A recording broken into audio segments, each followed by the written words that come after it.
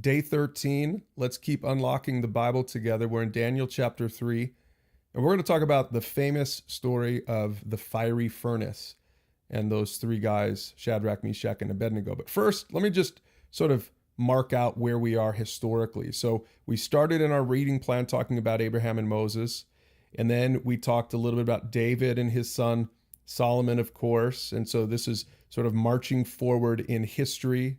And then after that, we talked a little bit just last time about Elijah and the prophets of Baal. And then today we're in the period of Daniel and Shadrach, Meshach, and Abednego, and that's the exile period for the Israelites. So what we're talking about here is really during Abraham and Moses' day, they were working toward a nation. Remember, God had given a promise to Abraham that he'd be a great nation and have his own land. And then Moses led them to the promised land. And then Israel's peak was during the time of David and Solomon. And that was pretty much as good as it got for them, because soon the kingdom would divide and Israel would decline as a nation. And that's where we are today as we open up the book of Daniel. It's after the time that the people's sin had sort of caught up to them, and God allowed the enemies all around them to take over Israel and destroy Israel. And so Daniel had been exiled. He's Jewish, but he's living in a foreign land now. And that's kind of where we are in this famous story. That's not really about Daniel, it's about his friends. But it says King Nebuchadnezzar made a gold statue 90 feet tall and 9 feet wide, and he set it up on the plain of Dura in the province of Babylon, right? And so this is where they were exiled to Babylon. Babylon was in power at this time. And Nebuchadnezzar made this demand, in essence.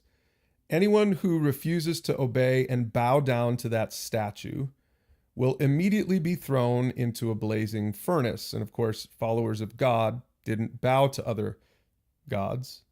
Here's my point, though. Arrogant tyrants have always been a thing. I mean, I don't know if you're a student of history. I love to read history, and all through history, not just biblical history, but the history since the end of the New Testament. Every generation has tyrants, nation after nation. Tyrants have always been a thing. And so it's no different back then.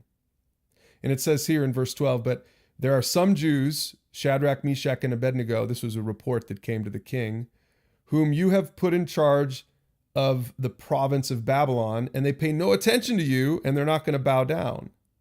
And so these three guys were Daniel's elite buddies, and they were going to be faithful to God.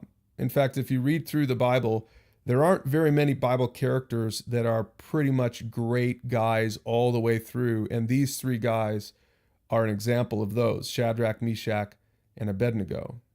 And I love what they say to the king when they stand in front of him to give a reason for their defiance. They said, listen, we're not going to do it. The God whom we serve is able to save us.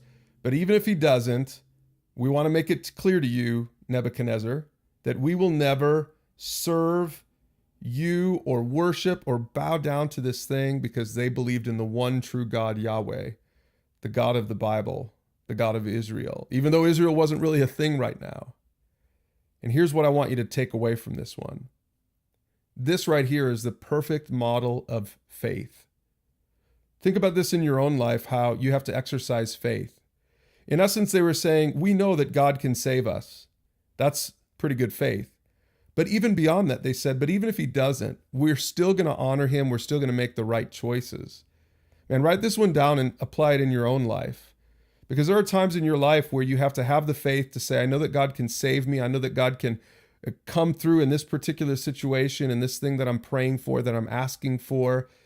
But the reality is that we're not God, and we can't demand things of God. We can't make him answer the way we want him to answer. And so that's why I love the second part of this verse. It just says, even if he doesn't, I'm going to still trust him. I'm going to still make the right choice. I'm going to still honor him. Apply that principle to your own life every day. That is the life of faith.